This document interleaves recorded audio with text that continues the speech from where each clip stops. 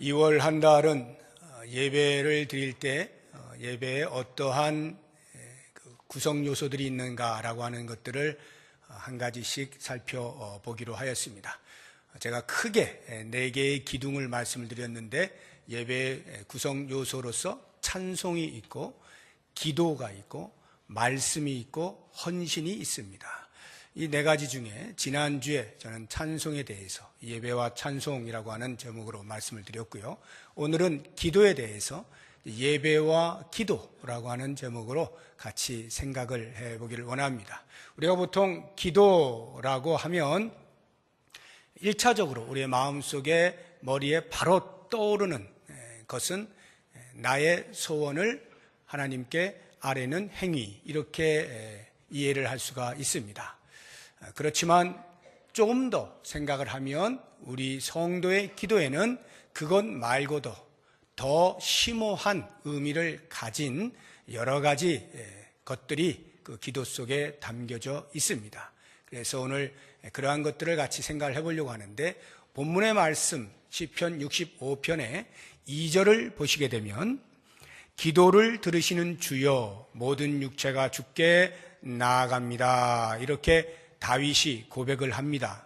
이 기도를 들으시는 주여라고 하는 짧은 한마디의 고백 속에 다윗이 하나님을 향하여 어떠한 인식을 하고 있고 어떻게 인정해드리고 있고 또 어떻게 고백하고 있는가라고 하는 것이 잘 나타나 있습니다. 기도는 하나님께 대한 우리의 존경하는 마음을 표현하는 수단입니다. 그래서 이 기도의 행위를 통하여 하나님이 얼마만큼 존귀한 분이시냐라고 하는 것을 잘 나타낼 때 비로소 그 기도가 예배의 구성 요소로서의 역할을 감당하고 또한 기도 자체가 예배가 될 수 있는 것입니다. 그러면 다윗이 고백하고 있는 기도를 들으시는 주여라고 하는 말 속에 담겨있는 하나님이 과연 어떠한 분이신가 하는 것들을 한 3가지 정도로 나누어서 생각을 해보도록 하겠습니다. 그 첫 번째는 존재에 대한 고백이 함의가 되어 있는데, 기도를 들으시는 주여라고 하는 말 속에 하나님의 존재에 대한 고백이 있어요. 어떤 하나님이냐? 하나님은 살아계신 하나님이십니다 라고 하는 그 존재에 대한 고백이 담겨 있는 것입니다. 이것은 모든 성도가 갖는 신앙의 본질적 고백이라 할 수가 있을 것입니다. 이 땅에 많은 종교가 있죠. 기독교만 있는 게 아니에요. 불교도 있고 천주교도 있고 또 이슬람교도 있고 유교도 있고 등등 셀 수 없이 많은 종교들이 있습니다. 그런데 그 모든 종교에는 한결같이 기도라고 하는 행위가 있습니다. 이 기도는 우리 기독교에서만 하는 게 아니에요. 모든 종교에 귀의되어 있는 종교인들은 다 기도하는 행위를 합니다. 그런데 이러한 그 기도하는 행위의 그 목적, 왜 기도하느냐라고 물어볼 때는 한결같이 똑같은 목적을 가지고 있습니다. 그게 뭘까요? 왜 사람이 기도할까요?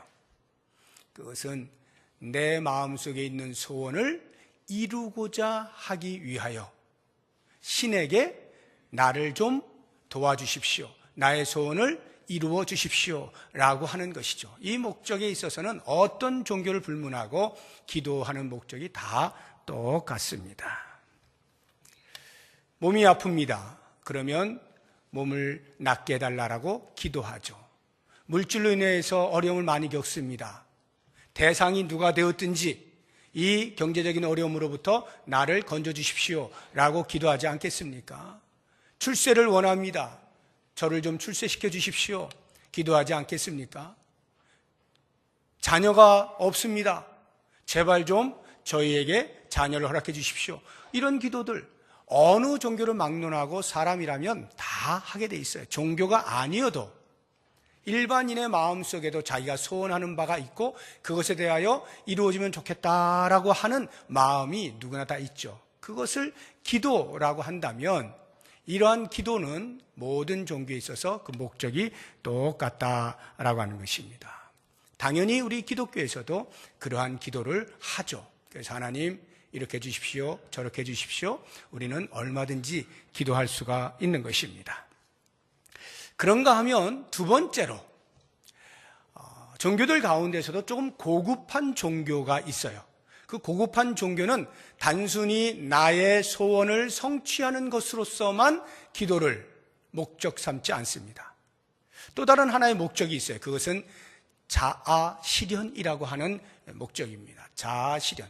기도를 통하여 자아를 실현해 가자라고 하는 것입니다. 20세기에 미국의 아주 유명한 심리학자 중에 한 사람이었던 에이브러함 매슬로라고 하는 사람이 인간의 욕구 단계설이라고 하는 것을 주장하였습니다. 이 욕구 단계설을 이 사람은 5단계로 나누었는데 제일 기초적인 단계에서부터 제일 고급한 단계로 올라가면서 사람에게 있어서 어느 누구를 막론하고 가지고 있는 기초적인 욕구는 생존의 욕구라 이렇게 말을 했습니다. 생존, 살아야 하는 욕구, 이것은 누구를 막론하고 다 있어요. 그런데 그것이 채워진 사람은 그 다음 욕구로 올라가게 되는데 그것이 안전에 대한 욕구입니다. 좀 편안하게 살았으면 좋겠다, 전쟁 없이 살았으면 좋겠다, 이런 안전에 대한 욕구가 생기고요. 그 다음에는 소속에 대한 욕구가 생긴다고 그래요. 내가 어딘가에 소속이 되어져서 나의 나됨에 대한 정체성을 그 소속 속에서 느끼고 싶어하는 그러한 욕구가 생긴다 그럽니다. 그리고 나면 그 다음에는 명예나 권력에 대한 욕구가 생긴다 그래요. 그리고 제일 위에 5단계에 있는 욕구가 바로 자아실현이라고 하는 욕구입니다. 이런 모든 욕구들이 다 충족되고 나면 궁극적으로 제일 끝에 가서는 그 사람이 자아실현에 대한 욕구가 생긴다는 거예요. 이 말은 도덕적 인간이 되고 싶다라고 하는 욕구라는 것입니다. 생존이나 안전에 대한 이런 모든 것들이 다 해결이 됐어요. 그리고 나면은 인생 끝부분 되어서 자기의 삶을 돌아보면서 내가 좀 더 잘 살 걸이라고 하는 후회를 하면서 동시에 좀 바르게 살고자 하는 그런 욕구가 생기게 되는 것입니다. 이 도덕적 인간, 이것이 고상한 종교가 갖는 기도를 통한 이루고자 하는 목적입니다. 그래서 세상으로부터 자기를 분리시키는 노력을 해요. 기도하는 행위를 통하여 세상에 가지고 있는 모든 염려들, 걱정들, 또는 시기와 질투들, 다툼들, 전쟁들, 악독들, 이러한 것들로부터 자기를 분리시키려고 합니다. 도덕적으로 살고자 하는 욕심이 생기는 거예요. 그래서 끊임없이 기도를 하는 것입니다. 예를 들어 불교에서 벽을 향하여서 가부좌를 틀고 오랜 시간 명상하는 것, 이런 것이 다 세상의 욕구들을 다 버리고 좀 더 도덕적으로 참 선을 갖는 사람으로 살고자 하는 욕심으로 그러한 기도의 행위를 하는 것입니다. 역시 기독교도 마찬가지로 이런 것에 대하여 기도를 합니다. 그래서 우리의 마음을 새롭게 함으로 변화를 받아 하나님의 선하시고 기뻐하시고 온전하신 뜻이 무엇인지 분별하자, 이러면서 우리의 영이 깨끗해지길 원하고 세속에 물들지 않기를 원하는 그런 기도를 한다, 이 말입니다. 자, 그렇게 볼 때 기도라고 하는 것은 어디에서나 찾아볼 수 있는 행위인데, 그러면 과연 기독교에서 말하는 기도는 뭐가 다르냐라고 할 때 한 가지를 이야기할 수 있습니다. 그것은 우리가 섬기는 하나님, 그래서 우리의 기도의 대상이 되시는 하나님, 기도하는 성도, 기도하는 자와 그 기도를 들으시는 하나님 사이에 인격적 교감을 갖는다라고 하는 면에서 모든 종교의 기도 행태와 다름을 주장할 수가 있어요. 기독교는 이 부분에 있어서 유일합니다. 우리의 기도를 들으시는 분, 그분과의 인격적 교감, 인격적이라고 하는 말은 쌍방이 살아있음을 이야기하는 것입니다. 쌍방이 살아있을 때 인격적 교감이 일어나는 거예요. 하나님이 살아계시고 우리가 살아있어서 살아계신 하나님 앞에 기도할 때 하나님과의 인격적 교감이 일어난다라고 하는 것입니다. 이것이 타 종교에서는 찾아볼 수 없는 유일한 특징이에요. 왜 타 종교에서는 찾아볼 수 없을까요? 기도하는 자가 기도의 대상, 기도를 듣는 그 누군가를 정해놓고 기도할 때 그 듣는 자라고 하는 것이 전부 사람의 손에 의해 만들어진 우상들이잖아요. 생명이 없잖아요.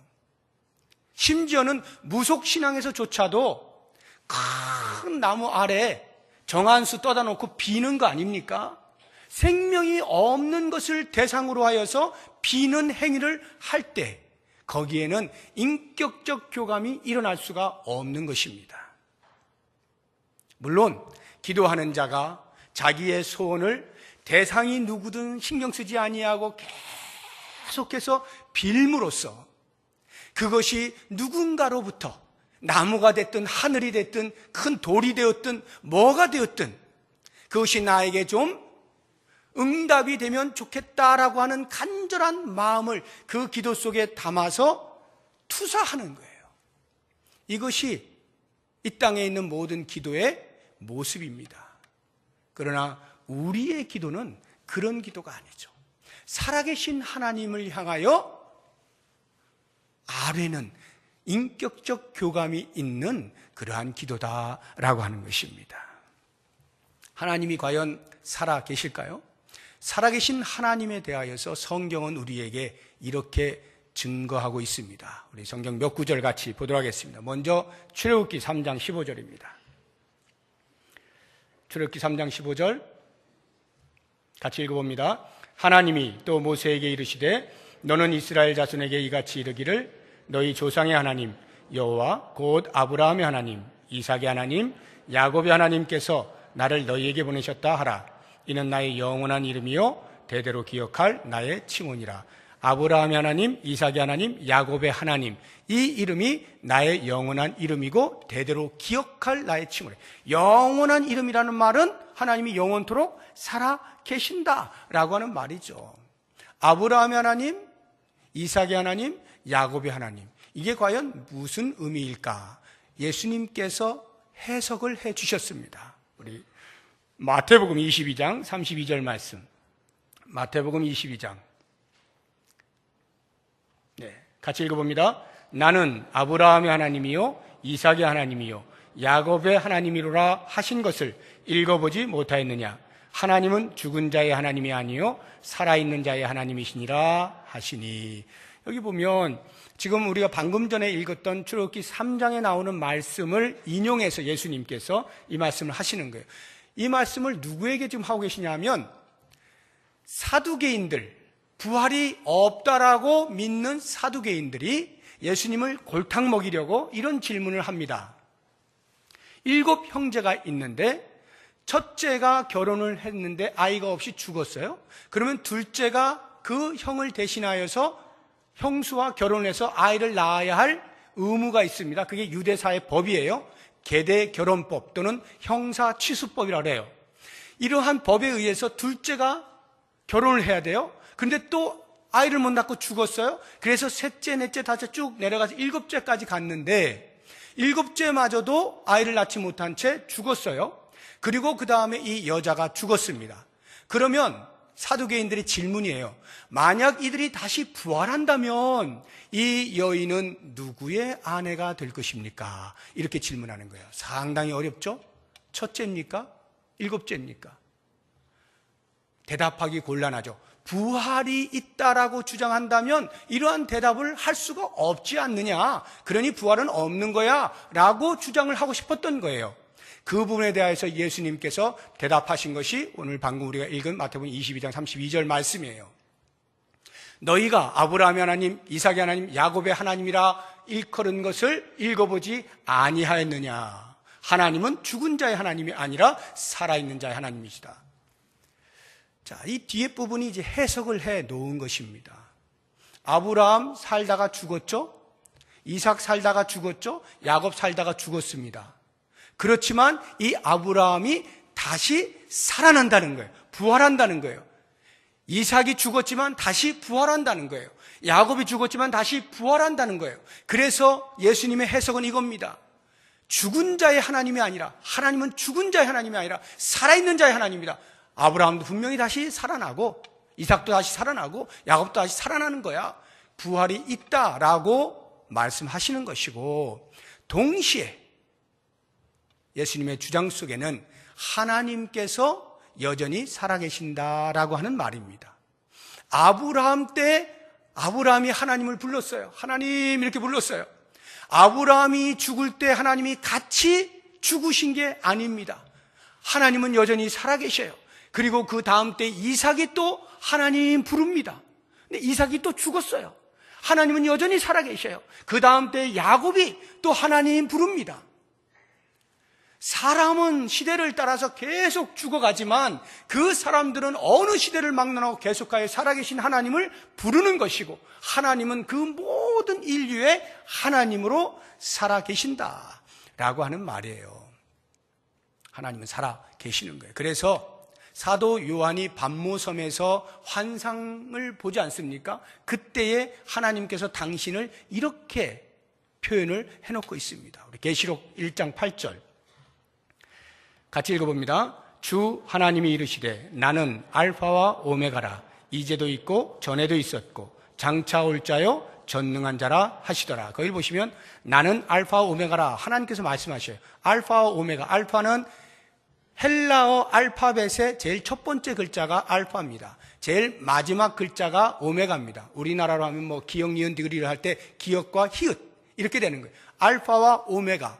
처음과 나중이라는 말은 처음부터 마지막까지 전체 하나님이시다. 즉 전에도 계셨고 이제도 계시고 장차 오실 이 영원토록 살아계시는 분이시다 라고 하나님께서 스스로 정의를 내리신 거예요. 하나님은 영원토록 동일하게 살아계시는 하나님이신 겁니다.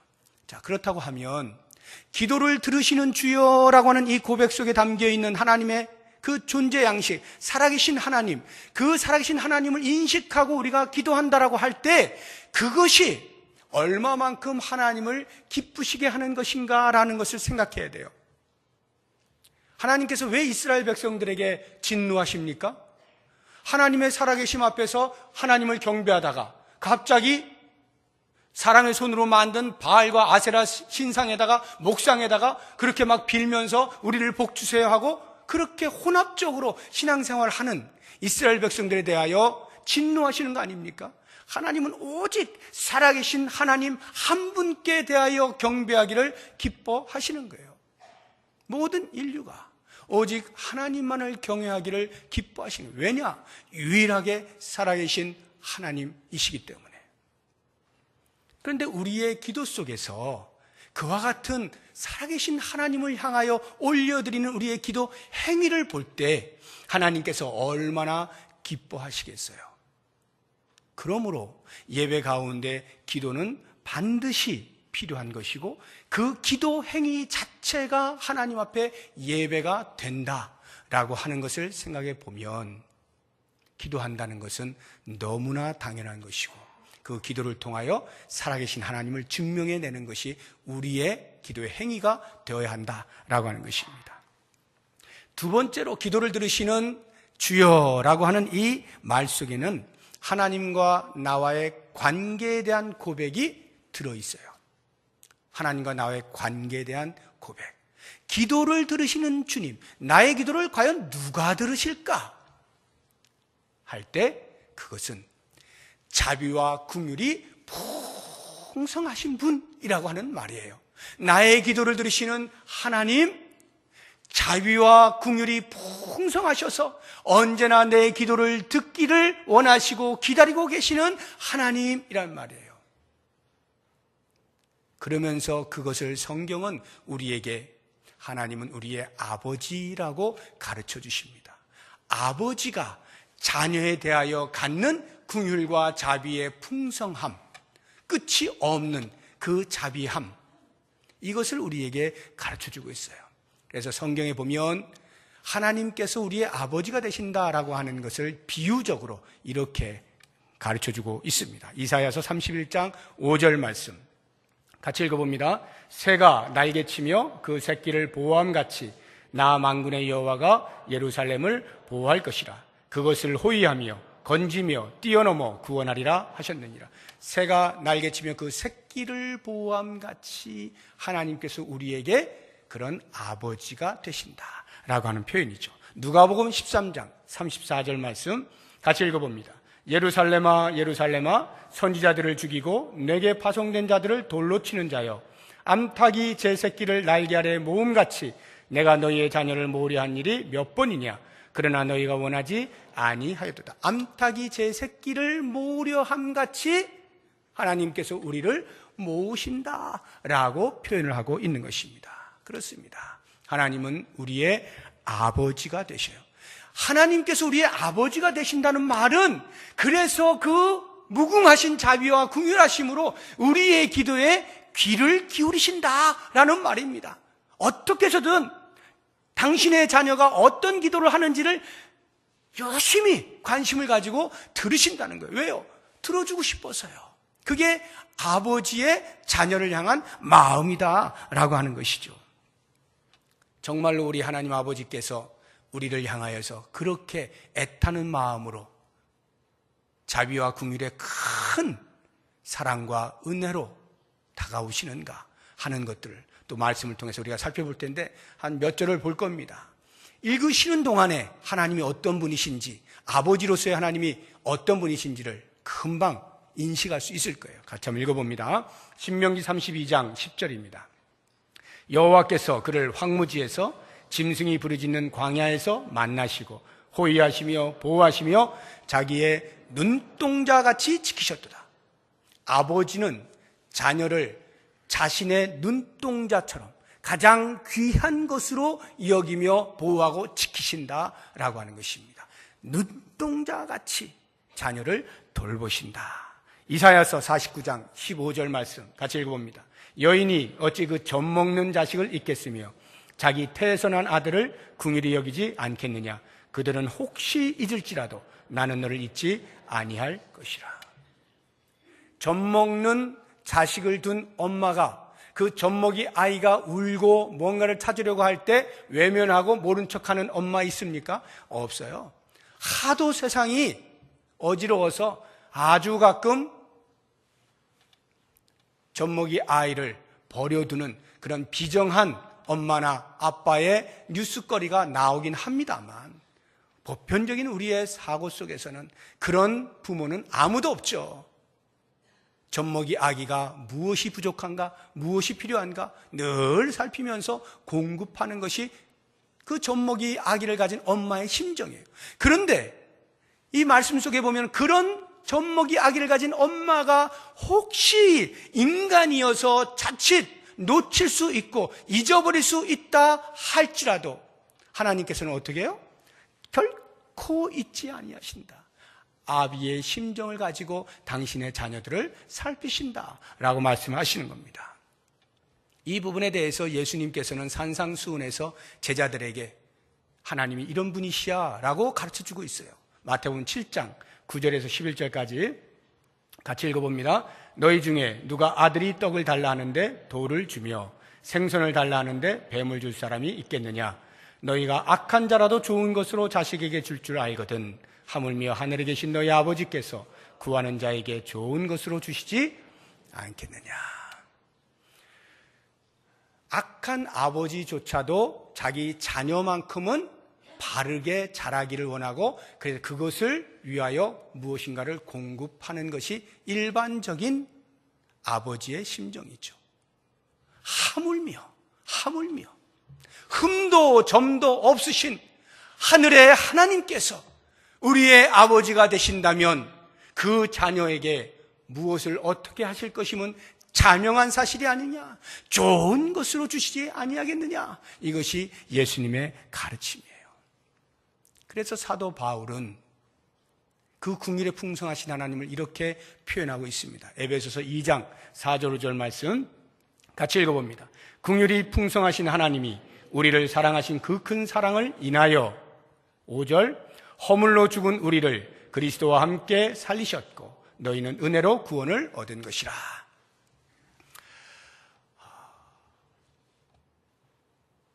긍휼에 풍성하신 하나님께서 우리에게 보여주신 최고의 긍휼은 당신의 외아들 예수 그리스도를 이 땅에 보내셔서 십자가에 못 박혀 죽게 하셔서 대속하신 사건입니다. 그래서 우리를 당신의 자녀 삼으신 일이에요. 이 엄청난 사랑, 긍휼과 자비에 한이 없으신 주님, 이것을 우리가 보게 되어질 때에 그 하나님 아버지께서 어찌 자녀의 기도에 귀를 기울이지 아니하시겠느냐라고 하는 것입니다. 우리는 그리스도의 대속으로 인하여서 새 생명을 얻은 자입니다. 죄의 종로로 떠난 자가 이제는 하나님의 자녀로, 참 자유자로 영생을 소유한 사람으로 살게 됩니다. 완전히 신분이 바뀌어버린 거죠. 어느 정도로 신분이 격상이 되느냐면요, 첫사람 아담, 죄를 짓지 않고 에덴 동산에서 하나님과 아름다운 교제를 나누며 살았던 첫사람 아담조차도 갖지 못한 신분을 우리가 갖는 거예요. 그 첫사람 아담과 하와는 고작해야 하나님이 만드신 천지 만물을 다스릴 수 있는 권한을 부여받은 청지기의 신분입니다. 하나님과 아담과 하와는 주인과 청지기의 관계로서 아름다운 삶을 살았어요. 그것만 해도 더 이상 바랄 것이 없을 만큼 행복한 삶이죠. 그런데 우리가, 죄로 죽어버린 우리가 예수 그리스도의 대속의 은혜로 인하여서 그리스도와 함께 하늘의 것을 상속받아 하나님의 자녀가 되었을 때 이 신분의 격상이라고 하는 것은 비교할 수가 없는 거예요. 청지기가 주인에게 나아가는 것과 자녀가 아버지에게 나아가는 것은 완전히 다른 이야기죠. 그렇기 때문에 성도가 기도한다라고 하는 것은 자녀가 아버지를 만나러 나아가는 당당함입니다. 자녀가 아버지를 만날 때 뭐 눈치 봅니까? 당당하게 언제든지 부르는 거 아닙니까? 그런데 혹시라도 우리 가운데 하나님 아버지를 그렇게 어렵게 인식하고 나아가기를 주저하는 사람이 있을는지 모르겠어요.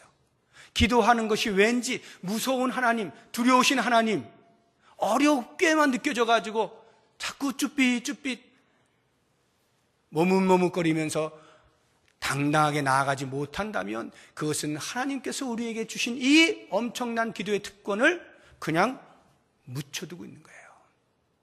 묻어두고 있는 거예요. 쓰지를 않는 거예요. 또는 반대로 아버지 앞에 나아갈 때 마치 하나님께 나아가는 그것을 알라딘의 요술램프에 나오는 요정처럼 여겨서 내가 필요할 때만 나아가가지고 자, 이거 주십시오. 주시면 그것으로 입 닫고 그 다음에는 관계하지 않고 이제는 내 삶을 살 테니까 하나님 잠시 쉬고 계세요. 제가 필요하면 또 가겠습니다. 제가 요청할 때만 나타나셔서 문제를 해결해 주시고 쉬고 그렇게 계십시오. 라고 만약에 취급한다면 하나님께서는 매우 불쾌하실 겁니다. 하나님께서는 자녀된 자들이 아버지라고 부르면서 아무런 흉허물 없이 당당하게 나오기를 원하는 거예요. 저도 자녀들이 있습니다만 지금 제 아들하고 같이 지내고 있는데 가끔 저를 찾습니다. 뭐 큰일이 있든 없든 그냥 아빠 이렇게 부르면요, 그냥 제 마음이 그냥 좋아요. 그냥 좋아. 아, 내가 누군가의 아버지구나. 아, 내가 누군가에게 아버지와 같은 그 자리에 그 필요에 의하여 불려지는 그러한 사람이로구나. 누군가가 나를 필요로 하는구나 라는 생각이 들 때 그냥 그 자체가 너무 좋은 거예요. 그냥 아버지로 불려지는 이 자체가 좋아요. 하나님께서 당신의 자녀들이 나와서 아버지라고 찾을 때 하나님은 그 자체로 너무 좋으신 거예요. 그 자체로. 마음에 품고 있는 자비와 긍휼이 한이 없으셔서 넘쳐나서 어떻게 해서든지 그 자녀들에게 베풀기를 원하시는데 찾아오지 않는다면 하나님이 어떻게 되겠어요? 나가서 아버지를 불러야 합니다. 이렇게 아버지라고 부를 때 하나님은 우리의 하나님이 되시는 거예요. 얼마나 기뻐하시겠어요. 하나님이 기뻐하시는 행위, 그것이 곧 우리의 예배라고 할 때 이 기도가 곧 예배가 된다라고 하는 것입니다. 마지막 세 번째로 기도를 들으시는 주여라고 하는 이 말 속에는 하나님의 능력에 대한 고백도 담겨져 있습니다. 하나님의 능력. 기도를 들으시는 주여.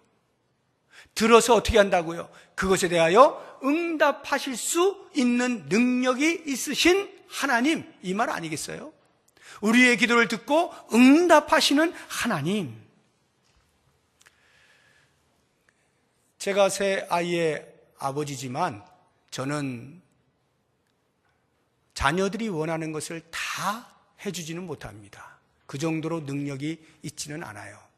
제 마음에 요청하는 것에 대하여 들어보고 정말 필요하다라고 여겨져서 해주고 싶은데 능력이 안 돼서 미안하다라고 말을 할 때가 있어요. 이것은 저뿐만이 아니라 아마 모든 부모가 다 그럴 겁니다.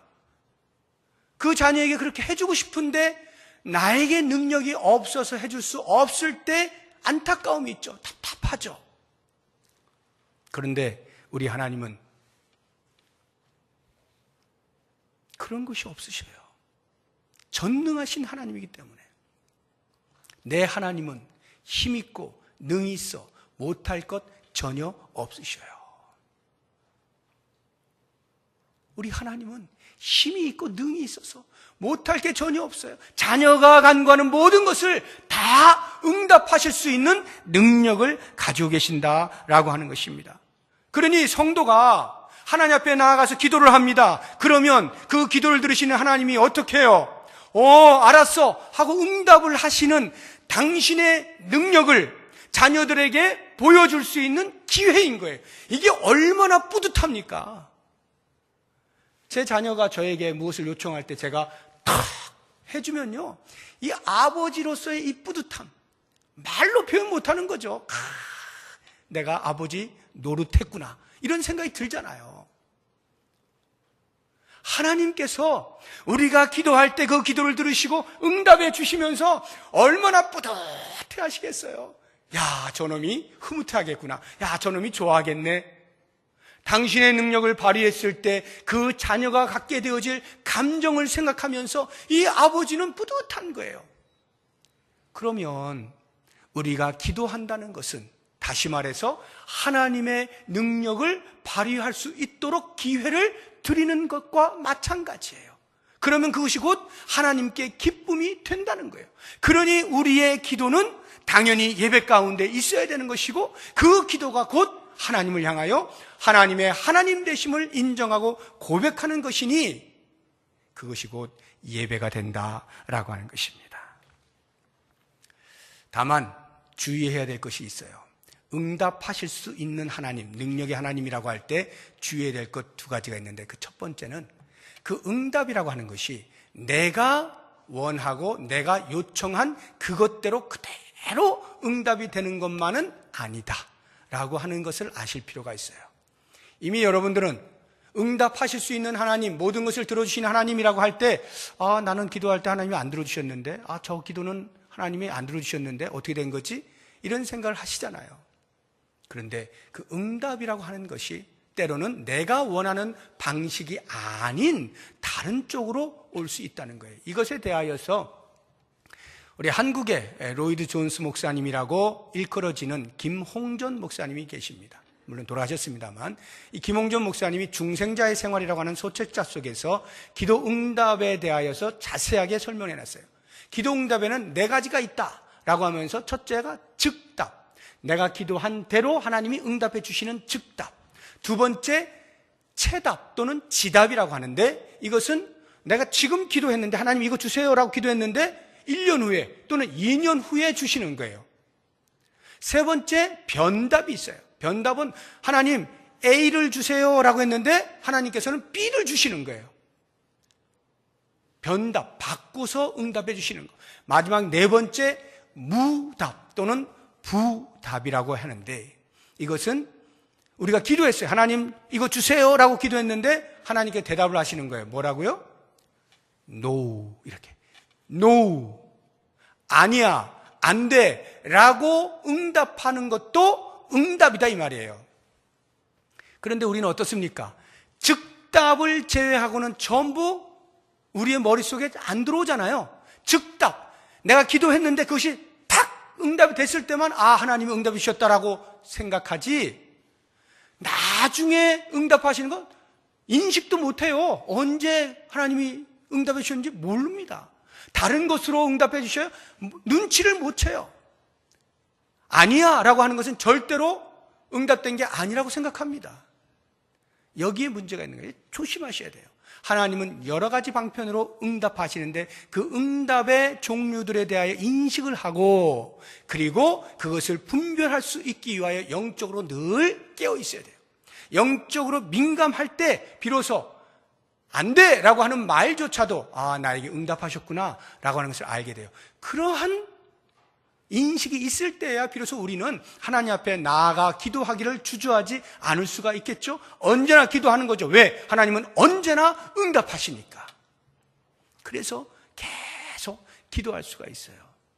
응답에 있어서 두 번째 주의해야 될 것, 하나님께서 안 돼 소리도 안 하시는, 아예 접수가 안 되는 기도가 있어요. 우리가 열심히 기도했어요. 40일 금식 기도했어요. 철야 기도했어요. 새벽 기도했어요. 열심히 했는데 하나님께 접수가 안 되는 기도가 있습니다. 어떨 때 그럴까요? 우리가 위선의 가면을 쓰고 기도할 때 하나님께 그 기도는 아예 상달되지가 않습니다. 접수 자체가 안 됩니다. 위선의 가면이라는 게 뭐예요? 내 마음속에 죄를 그대로 품고 있는 상태에서 마치 거룩한 사람인 것처럼 하나님 앞에 나아가서 하나님 이거 해주세요, 저거 해주세요, 이렇습니다, 저렇습니다.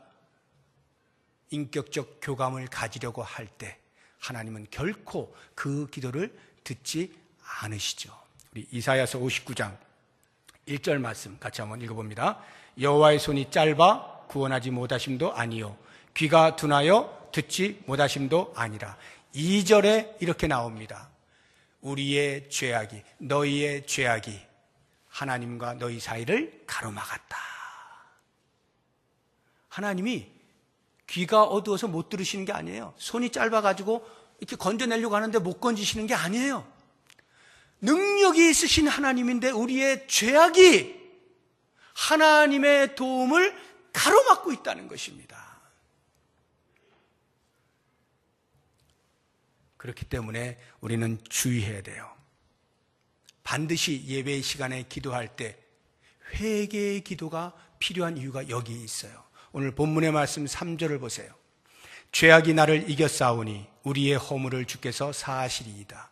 이 다윗의 고백이 뭐냐면 죄악이 나를 이겼다는 말은요, 내가 아무리 거룩하게 살려고 해도 죄가 너무 무겁게 짓눌러서 지고 또 지고 또 진다 이 말이에요. 그럼 어떻게 해요? 에이, 어쩔 수 없구나. 나는 질 수밖에 없는 인간 하고 포기하고 그냥 계속 죄의 자리에 머물러 있는 것이 아니고, 하나님, 제가 열심히 살려고 했는데, 제가 거룩하게 살려고 했는데 또 넘어졌습니다. 죄에 의해서 또 내가 실패했습니다. 주님 용서해 주십시오 라고 기도한다는 거예요. 그렇게 기도할 때 3절 뒷부분에 우리의 허물을 주께서 사하시리이다. 하나님으로부터 사하심의 은총을 입는 거예요. 그랬을 때 그러한 하나님의 사하심의 은총으로 말미암는 거룩이 하나님 앞으로 나아가게 만들어주는 거죠. 거룩하신 하나님 앞에 나아가 기도할 수 있는 거룩을 만들어주는 거예요. 그리고 자녀로서 마음껏 기도하면 그 기도를 하나님께서 들어주신다라고 하는 것입니다. 오늘 말씀을 정리해 보겠습니다. 본문 4절 말씀을 보십시오. 주께서 택하시고 가까이 오게 하사 주의 뜰에 살게 하신 사람은 복이 있나이다. 이렇게 표현하죠. 주님께서 우리를 택하셔서 가까이 오게 하셨습니다. 주의 뜰에 살게 하셨어요. 그러니까 주님과 동행하며 사는 삶을 말하는 거예요. 언제나 예배할 수 있는 그러한 삶을 말하는 거예요. 그렇게 사는 사람은 복이 있다라고 표현합니다. 그러니까 우리가 그 주의 뜰에 가서 뭐 해요? 하나님을 찬송하고 하나님께 기도하는 거죠. 그렇게 함으로써 인격적 교감, 인격적 교제를 나누는 것 아니겠습니까? 그러한 중에 살아계신 하나님께서 아비의 심정을 가지고 우리의 간구하는 것들을 다 귀 기울여 들으시면서 하나씩 하나씩 응답하시는 거죠. 때로는 즉시, 때로는 나중에, 때로는 다른 것으로, 때로는 아니야 라고 말하는 것으로 우리에게 다양한 방법으로 응답을 해 주시는 것입니다. 놀랍게도 하나님께서 우리를 먼저 부르셔요. 하나님이 먼저 우리를 택하셔요. 하나님이 먼저 우리에게 가까이 오라고 말씀하셔요. 여기서 살아라, 나와 함께 살자라고 말씀하셔요. 하나님께서 우리에게 특권을 부여해 주신 거예요. 기도는 하나님께 나아가는 특권입니다. 우리가 우리의 마음에 소망하는 것들을 주 앞에 아뢰고 하나님, 살아계신 하나님 앞에 인격적으로 같이 교제할 수 있는 놀라운 특권이에요. 그런데 그 특권이 하나님의 편에서 보면 하나님의 말할 수 없는 기쁨이에요. 당신의 자녀가 당신 앞에 나와서 기도하는 이 행위가 하나님이 보실 때는 말할 수 없는 기쁨이라고요. 그러니까 우리의 기도하는 행위는 우리가 누리는 특권이면서 동시에 하나님을 하나님으로 인정하는 행위이기 때문에 그것이 곧 예배가 된다라는 것입니다. 사랑하는 성도 여러분, 우리는 올 한 해 예배자로서 업그레이드된 삶을 살기로 작정을 하고 계속해서 훈련하고 연습하고 있습니다. 이제 이 기도하는 행위들을 통하여서 여러분의 삶 가운데에서 예배 가운데 나와서 기도하는 것과 여러분의 일상의 삶에서 기도하는 것과 때를 얻든지 못 얻든지 무시로 기도하는 그러한 기도하는 행위들을 통하여서 하나님으로 하나님 되게 하는, 하나님을 하나님으로 인정하는, 하나님을 하나님으로 고백하는 이러한 바른 예배자 되어서 하나님께 영광을 돌리고 하나님께 크게 칭찬을 얻을 수 있는 우리의 삶이 될 수 있기를 주의 이름으로 축복합니다. 이 시간에 우리 기도하기 전에 같이 찬송을 부를 텐데요, 우리 함께 기도해라고 하는 찬송입니다. 이 가사를 보시면 우리 함께 기도해 주 앞에 나와 무릎 꿇고 긍휼 베푸시는 주 하늘을 향해 두 손을 들고 기도하자. 그러면 하늘문이 열리고 은혜의 빗줄기가 이 땅에 가득 내릴 것이고 마침내 주님이 오셔서 의의 빗줄기를 우리 위에 부어주실 것이다. 이러한 소망을 담고 기도하는 겁니다. 우리 같이 기도하는 심정으로 이 찬송 불러보겠습니다.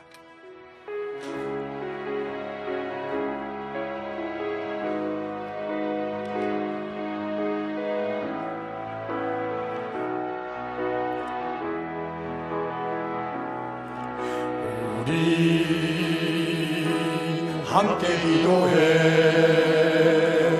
주 앞에 나와 무릎 꿇고 긍휼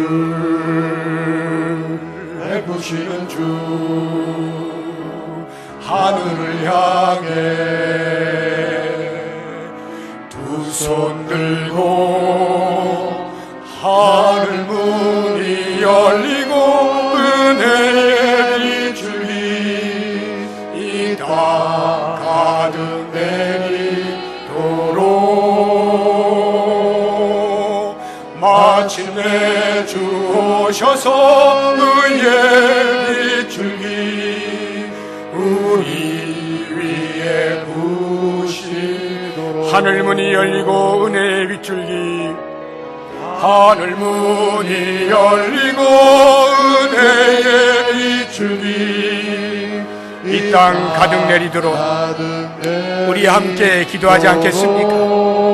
주님께서 우리 앞에 다가오셔서 가지고 계신 모든 은혜를 베푸시기 위하여 우리가 기도의 자리에 나오지 않겠습니까? 이 시간에 들으신 말씀을 기억하면서 주님, 기도하는 인생을 살기를 원합니다. 기도할 수밖에 없는 인생인 것을 알기를 원합니다. 이것이 우리의 누릴 특권인 것을 깨닫게 하시고 날마다 주 앞에 나와 우리의 마음에 있는 것들을 아뢰며 하나님과 깊은 연합의 교제를 나누는 복이 있게 하여 주옵소서. 그러한 예배자로 살아가게 하여 주옵소서. 다 같이 한 목소리로 기도하겠습니다. 하나님, 우리에게 놀라운 은혜를 주셔서 하나님을 아버지라 부를 수 있게 하여 주시고 은혜의 보좌 앞에 담대히 나아갈 수 있는 은혜를 주신 것을 감사합니다. 그 크신 자비와 긍휼로 날마다 우리에게 은혜를 베푸시기를 원하시고 하늘문을 여시고 은혜의 빗줄기를 부어주시기를 원하셔서 우리가 기도하기를 간절히 기다리시는 주님, 이제 주님 앞으로 나아갑니다. 보좌 앞으로 나아갑니다. 담대히 나아갑니다. 당당하게 나아갑니다. 아버지 앞에 나아갑니다. 아뢰입니다. 주님, 우리의 간구하는 것들을 들어주시옵소서. 우리에게 가장 좋은 것으로, 우리에게 가장 좋은 때에 응답하여 주시옵소서. 우리가 그 하나님을 믿고 의지하며 계속하여 기도의 자리에 나아가 참 예배자로 계속하여 거듭날 수 있는 은혜를 허락하여 주시옵소서. 하나님을 예배하며 기쁨을 누리게 하여 주시고 그것이 하나님을 얼마나 영화롭게 하며 하나님을 기쁘시게 하는 삶인지를 깨닫게 하셔서 날마다 기도의 자리를 지켜내고 하나님을 온전히 예배하는 한 예배자로 살아가게 하여 주시옵소서. 주님의 이름으로 기도드립니다. 아멘. 하나님 아버지, 기도하는 인생이 되기를 원합니다. 기도하지 아니하면 견딜 수 없는 우리의 마음에 뜨거운 요청이 있기를 원합니다. 하나님을 아버지라 부르는 이 놀라운 특권이 우리에게 있는 것 잊지 않게 하시고 당당하게 은혜의 보좌 앞에 나아가게 하시며 주의 응답하시는 은혜를 누리게 하여 주시옵소서. 일평생 기도의 자리를 지켜내므로 예배자로 살아가게 하여 주시옵소서. 예수님의 이름으로 기도드립니다. 아멘. 우리 다 같이 자리에서 일어나셔서 좌우 앞뒤 보시면서 인사